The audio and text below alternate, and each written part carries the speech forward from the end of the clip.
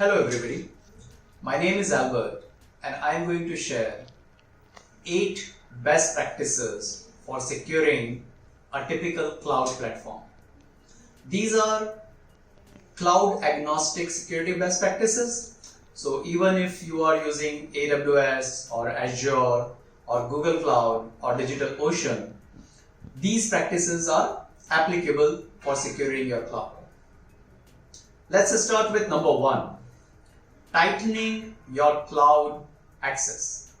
If somebody does not need access to cloud, I would say don't give that access. Which means work with identity and access management of your cloud provider.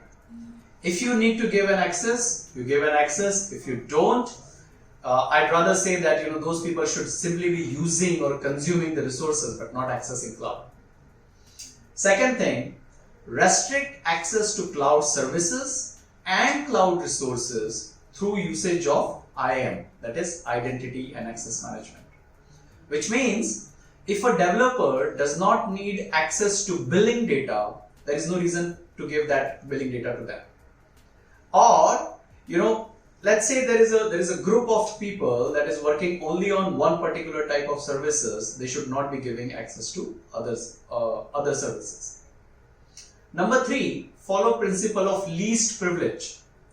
If there is a salesperson who need access to billing data or maybe budget data, that how much money has been spent against a budget, that person should only be getting access to a billing console, not to servers or not to storage. Alright.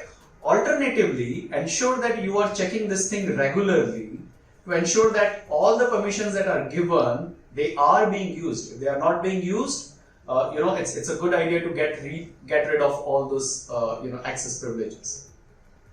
Number 4, encrypt all data for your storage services.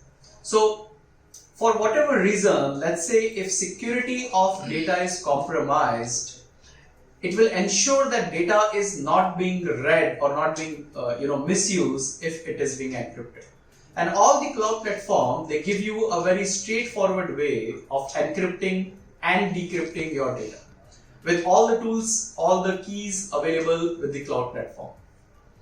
Number 5, configure virtual firewalls for your infrastructure resources or even for your application. So, if you are working with your infrastructure, then you need to ensure that the people who can access your servers only are those who need access to it. For example, if there is an organization, then you need to whitelist their IP, or if there is a particular server, then you need to whitelist that server's IP to your infrastructure to ensure that it is not open to the world. Number 6, promote usage of roles over users. Now typically roles are managed by cloud, which means that the credentials are rotated on a regular basis, okay, and also they are more secure.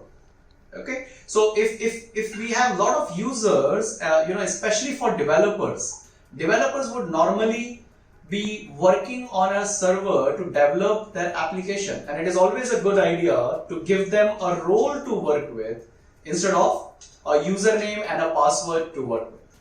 Alright.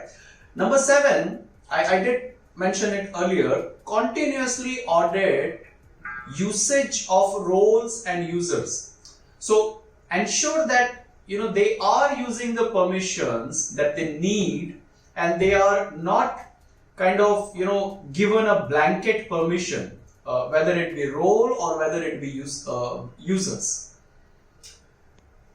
Number 8, and I personally think it is perhaps the most important one. Now security is a paradigm shift for cloud computing in a way that security is a shared responsibility between a customer and a cloud provider.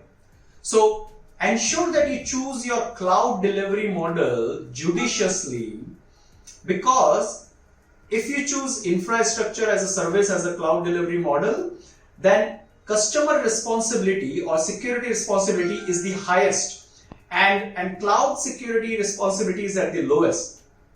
And as you move from infrastructure as a service to platform as a service and software as a service, the cloud security responsibility, that balance actually shifts. So customer, is the customer security responsibility is least, for SaaS or software as a service, and cloud provider security responsibility is the highest.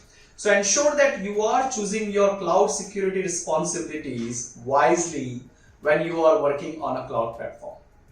Alright, so as I said earlier, these 8 best practices, they are cloud agnostic and they can help you secure the cloud that you are working on. Thank you very much.